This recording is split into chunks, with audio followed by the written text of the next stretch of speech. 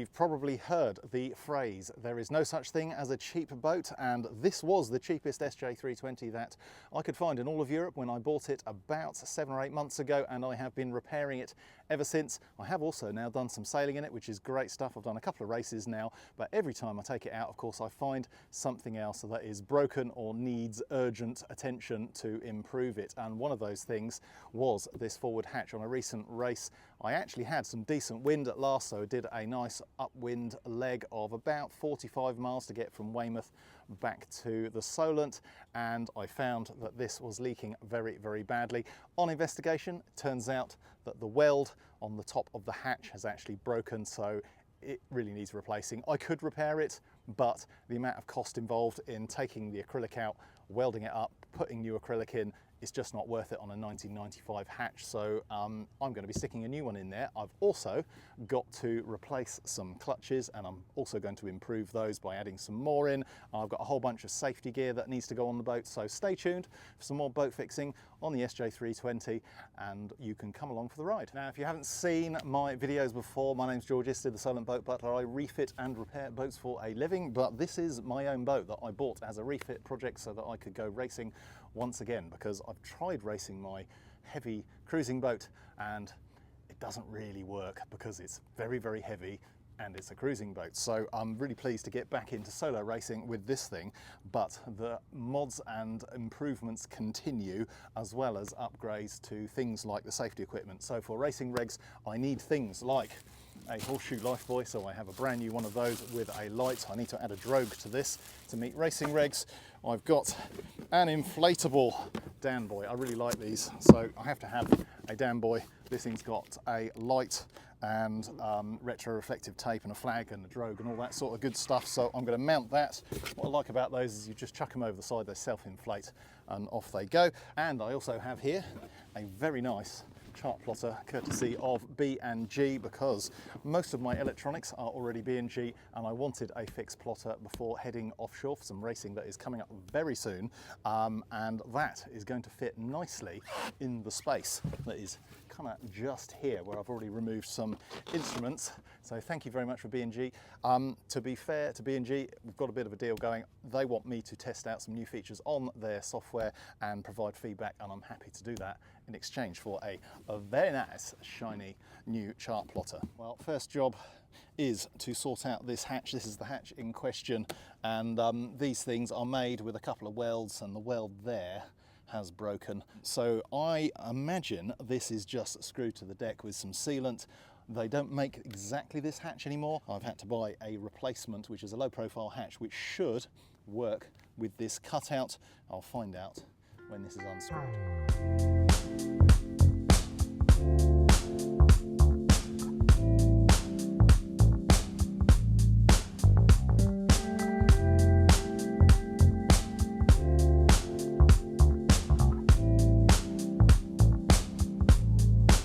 All the surface, given it a wipe with acetone, and I've got the new hatch out of its box, and as you can see, it is the right size, which is a relief. What I haven't yet checked is the hole spacing.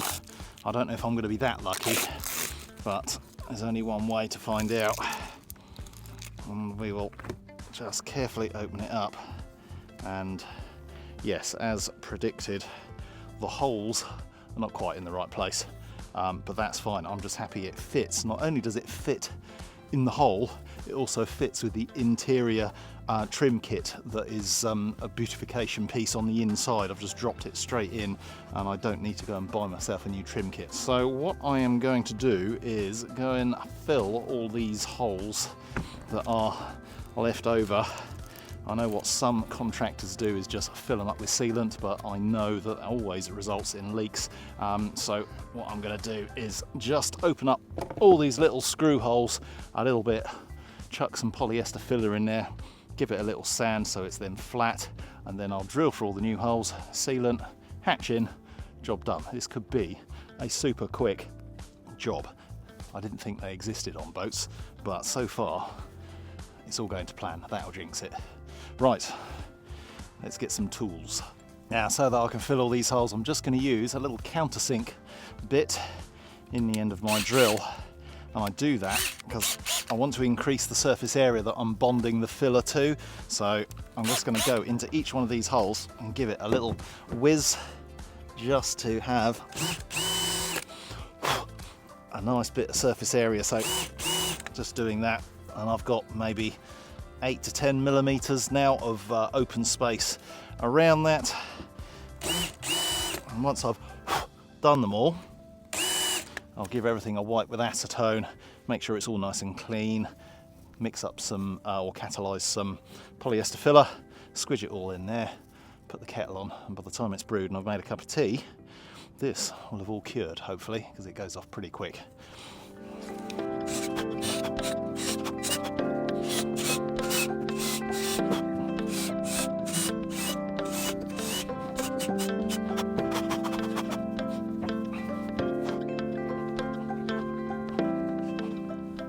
Oh, and if you're touching acetone as I am, remember to wear gloves.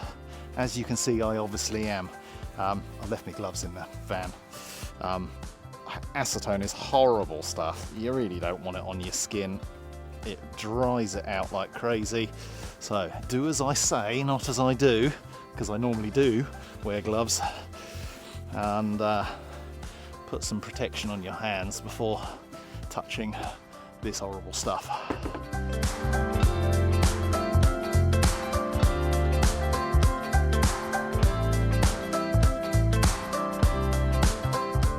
Filling done, and I've cleaned up the excess, so all that's next to do is drill, sealant, screw, clean up, and then we are all done. So what I would normally do is place the thing I'm drilling out for fixings in place and do one or two and then put a screw in just to stop it from moving and then drill off all the other holes. But I think this is going to quite happily sit exactly where it needs to be, and it's not going to move actually, so I should be good to just go and drill all these off. Now it did say something about supporting the hatch lid, so I'm going to stick the roll of tissue underneath and drill some holes.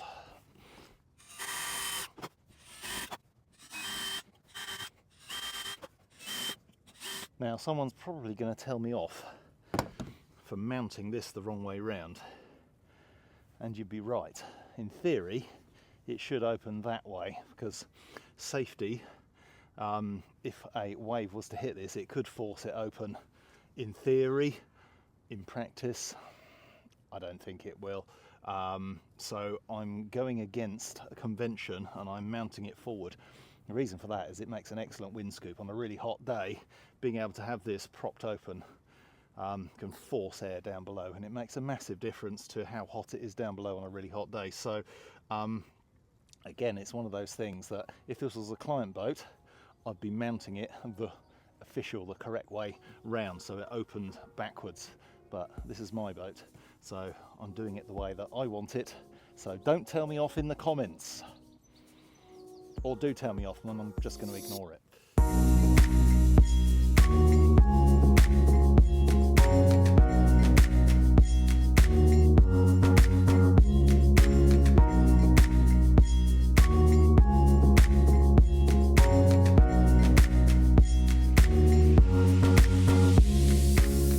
There we have it, folks. The hatch is installed, and I'm really pleased with that. It's kind of made the boat look a little bit more modern because it's nice and new and shiny. Unfortunately, it has made this hatch here look a little bit old, so I might have to think about replacing that one as well, but I don't need to replace that one, so it might not get done right now because I have a very limited budget and this boat has been costing me quite a lot of money. But it looks lovely, and I just need to probably tighten up the friction hinge just there so it goes up and kind of stays up, but that's just a case of doing up the little Allen key fixing there, and job done. Hopefully no more leaks up on the wind or when I'm hosing the boat down. I need to go and tidy up because I am starting to run out of daylight now. I came down here after work just to try and get a couple of jobs done, and then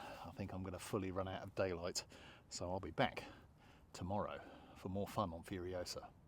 It's another day on Furiosa, and you probably worked that out already because I've changed my clothes. Today I've got a bunch of jobs I want to tick off. It is Saturday and I'm playing with my boat. I've got this fella which is going to fit in here, where I've already removed a compass which I need to relocate somewhere, and there's a really old ancient instrument there. But before I get on with that, I just want to thank those of you that do donate to Refit and Sell using the link that is down in the description. It pays for things like this very fancy new little Osmo camera from DJI, which I have just purchased for the production of these videos. So hopefully I can reduce the amount of time I spend looking at my phone. I'm about to go away on a 3-week holiday jaunt racing expedition on this boat, which you will hear about maybe in this episode, probably, definitely in the next one. But I want to thank you very much if you donate to Refit and Sale. As I said, PayPal link down in the description. It pays for very expensive cameras like this. It comes with a microphone, it has a gimbal on it, and it means that there's less chance of me hopefully dropping my phone in the water, which has nearly happened on a few occasions. That doesn't mean I won't drop microphones in the water. Anyway, let's get on with this Chartplotter install. Having a fixed Chartplotter solution on a boat that you're taking offshore, I do think is kind of a good idea. I like the idea of it, and I'm very happy to have this installed somewhere kind of here, and it just about fits. In fact, the size of this complements quite nicely the size of the carbon fibre patch there, so aesthetically it's quite nice. That's almost exactly the same size as that carbon fibre pad there, so I know it's going to fit. The only thing I'm slightly concerned about is how far out this GPS sits at the back here, because there is a bulkhead right there, but I think it's just about going to fit. If it doesn't, I might be able to just remove a tiny bit of material from the bulkhead inside the boat. But we will cross that bridge when we come to it. I'm hoping there is a template for me to cut around in one of these envelopes. There normally is. Hopefully in there. No, that's a gasket. I might have to make my own cutting template, but well, that I can deal with.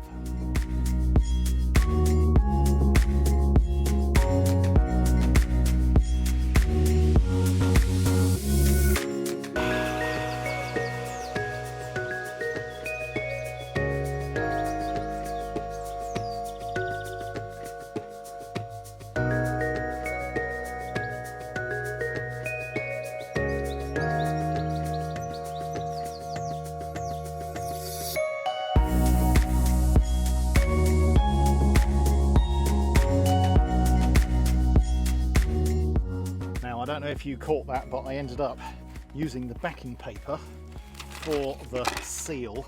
I stuck the seal onto there, having drawn around it on the inside, and I used that as a template. And actually, that worked perfect. So I then drilled through the lines, and then I drew between the lines, joining the dots, cut round that, hole saw in the corner, perfect. And there is just enough space for this to tuck in, and that fits beautifully. So I'm really pleased with that. All I've got to do now is just take these little corner pieces off, drill 4 holes, and then put it on. I am going to use a tiny bit of clear silicon sealant, because this surface here is not completely flat and I don't really want any leaks. I'm not going to use anything more permanent than silicon, but I just think that's worth doing just to make sure I don't have any wet going inside through this big hole.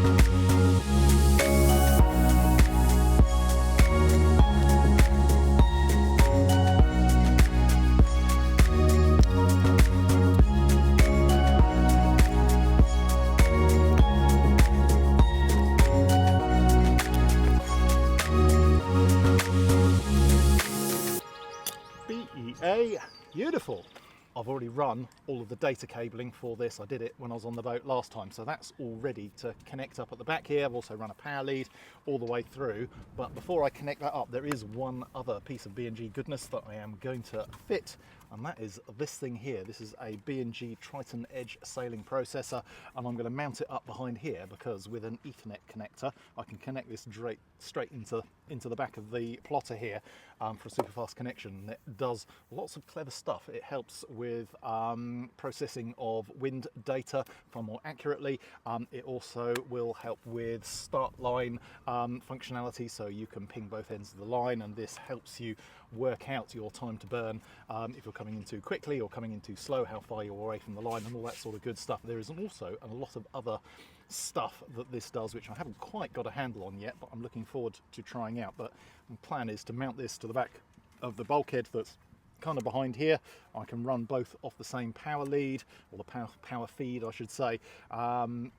Data is going to be really easy because I can just put an extra T into the network, and I should be all good. The only thing is I haven't got an Ethernet connector. I forgot to buy one before leaving this morning, so I'm going to be able to get it all connected, but it won't 100% be the final install. So I'm going to try and grab one of those later or tomorrow, and then it's all done.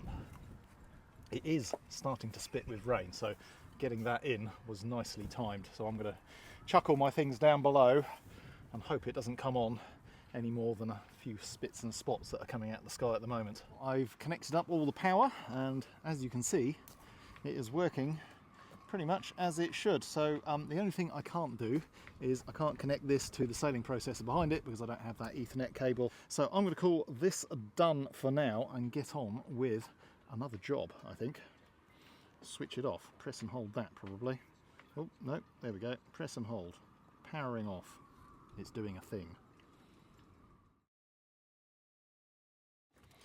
Right, next jobs I am going to tackle are a couple of safety things. I have some brand new Jackstays, so these are the lines you clip onto if you want to stay attached to the boat when you're going forward. So they just need bolting on. Hopefully they are exactly the same as my old ones. Took them to a friend, gave him some webbing, and he's very kindly stitched them all up because he's a very talented sailmaker. So thank you, Sean. They will go on the boat very shortly, but I also need to have a DanBuoy, so I have in fact got a Jon Buoy. This is an inflatable DanBuoy that has a light on it and a flag and all the necessary stuff. And the idea is you just throw it in the water, should you need to, mark a position of a person that has fallen in, and it just inflates and sits there, and it has a drogue attached to it. So I have bought this fella here. I had one on my previous boat, and unfortunately it was getting too long in the tooth to transfer it over to this one. It needed servicing, it needed new lights and gas and all the rest of it, and so I bought a new one, and it looks a little bit like this, if I can get it out. They are available in white and black, and I'll be honest with you, I wanted a white one, but they didn't have any white ones in stock, so I've got a black one. In fact, it's kind of carbon fibre effect. I suspect this is fake carbon fibre. It looks very much like plastic with carbon fibre printed on it, but you know, at a distance, it looks kind of carbony and fancy and raceboaty. So it's just a case, I think, of bolting this fella on, and then when you want to use it, you unclip it. Oh no, there's a Velcro. How does this work? Oh, press the button, unclip. It pulls out. It pulls that piece of string there, and that probably pulls a firing mechanism. So I'm not going to pull it any further because I don't know how much string there is in the device. I've worked out I don't actually need to take it off the brackets to mount it because I can just unbolt these. They're captive nuts. So that's what I'm going to do, because it'd be very expensive to have this repacked when it's a brand new thing. It's just a case of bolting it on. The joke of it is that if I fall in the sea whilst I'm sailing, and I'm sailing solo, who's going to throw this at me? No one is the answer, but I have to have it for racing regs, so have it I have. Right, I need a 10mm spanner by the looks of it.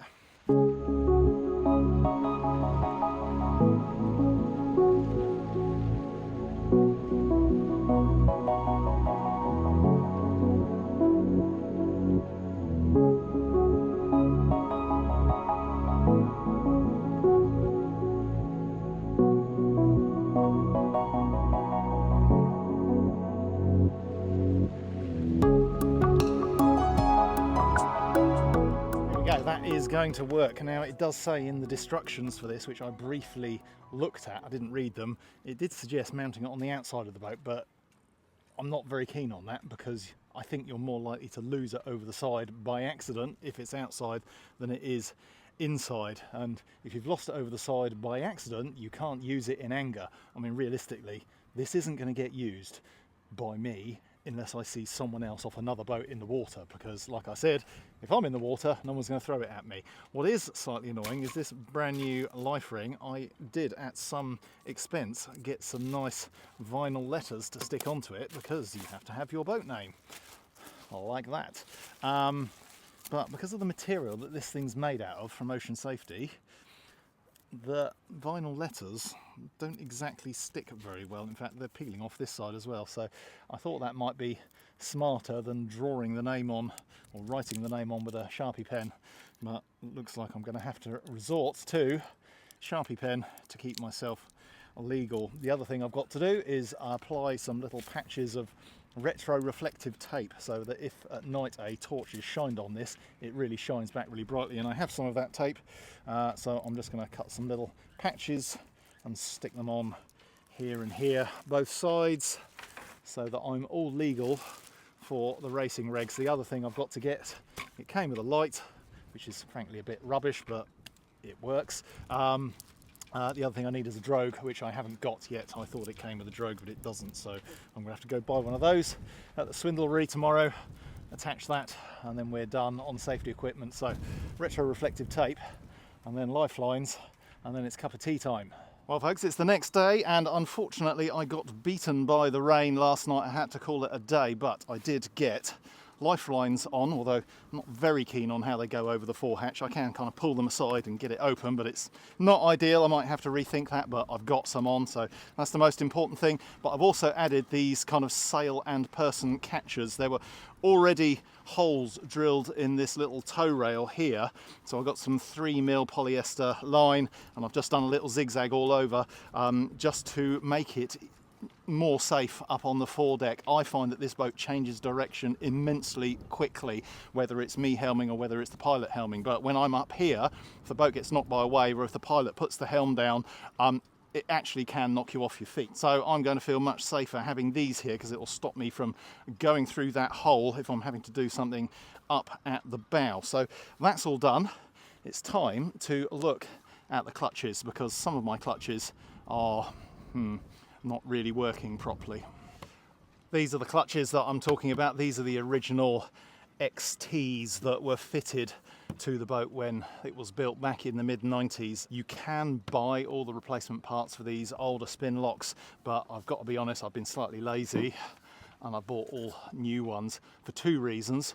One, they look nice and nice and shiny, but secondly, 3 each side actually isn't enough for the way I'm setting up this boat now. I want 6 each side. Well, actually I want 4 or 5 each side, but I might as well fit 6, because you can guarantee if I only fit 5, I'll definitely want 6. And I like things to match, so I'm going to stick these on Facebook Marketplace, and I'm going to replace them with these, and then possibly put another set kind of just alongside it here, which should work for bringing some more of the lines that I want back in the cockpit.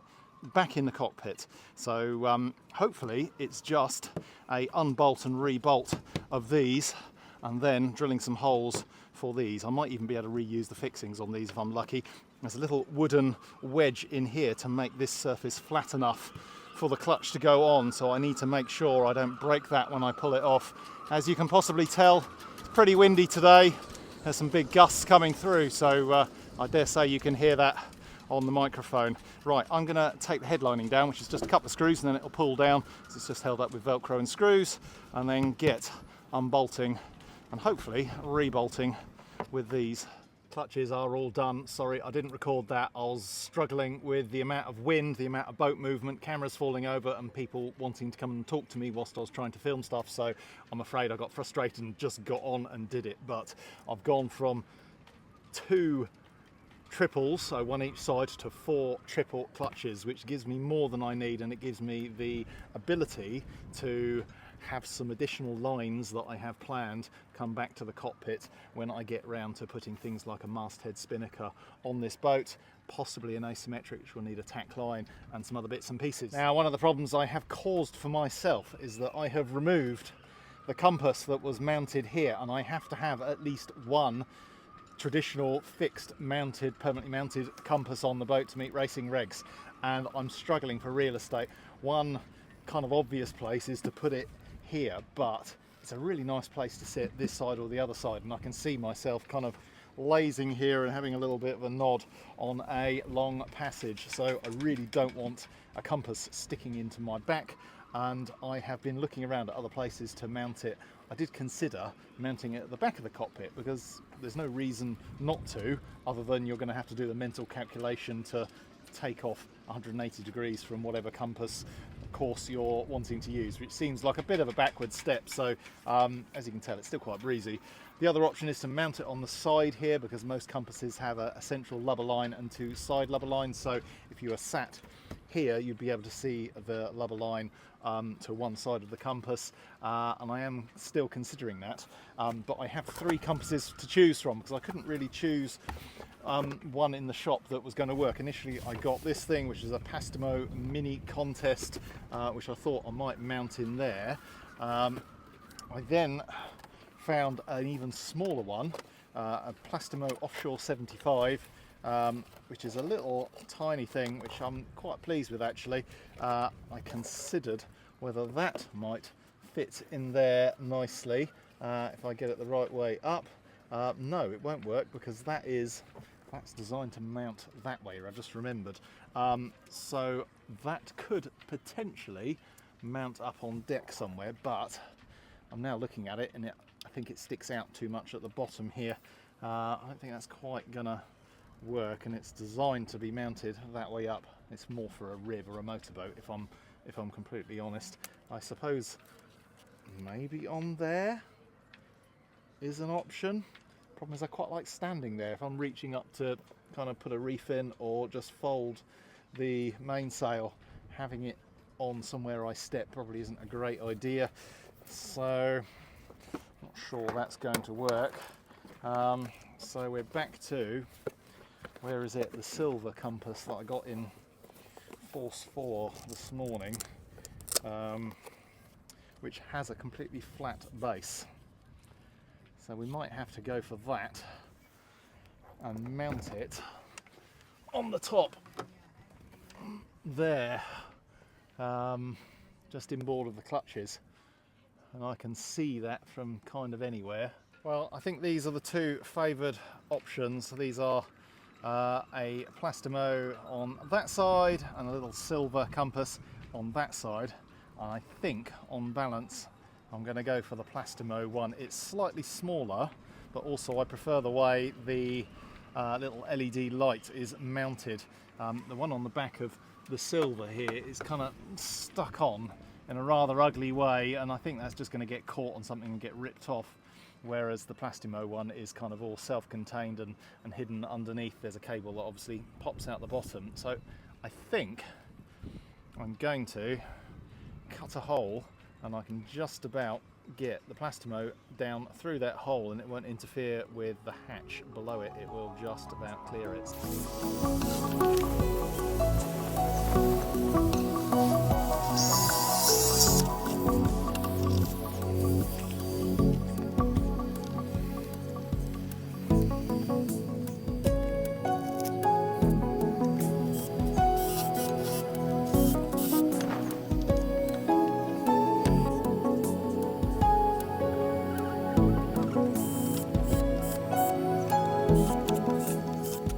Compass installed, and I'm pretty happy with how that looks.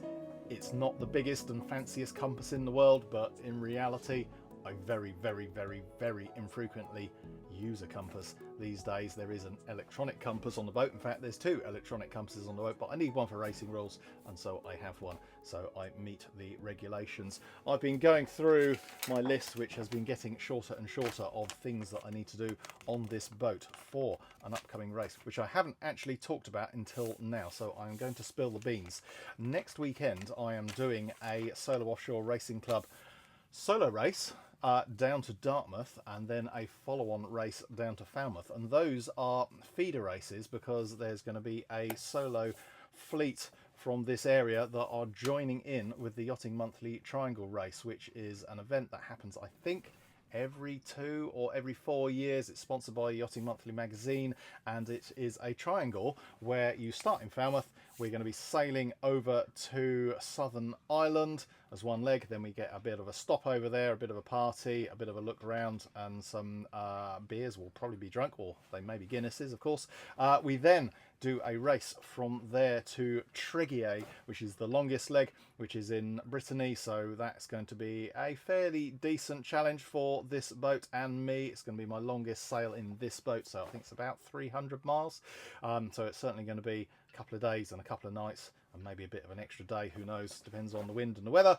And then there's another stopover with mini croissants and pain au chocolat that will probably get eaten, and a final leg back to Falmouth, where there'll be a final prize giving and a bit of a party, I imagine. I think it's, I've never done it before, but I think it's quite a sociable but quite competitive kind of event, so I'm really looking forward to that. It's been on my bucket list for some time, and it came up this year and the opportunity to do it was there, so I am going to take it. After all of that, Solo Offshore Racing Club are going to be arranging a race back as well, so there'll be a race back from Falmouth back to, I think, Portland, and then we will make our own way home from there because we're nearly back in the Solent anyway. So that is the plan. I still have a few jobs to do, but it's mostly buying stuff and putting things on the boat. Things like my second anchor and rode that I need to carry. I've got a grab bag on my other boat I need to transfer to this.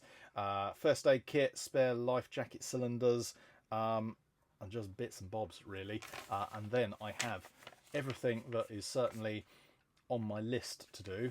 Then it's just a case of getting some food and supplies and bits and pieces and get underway really. So stay tuned for that. I have bought a new camera, as I mentioned earlier in this episode.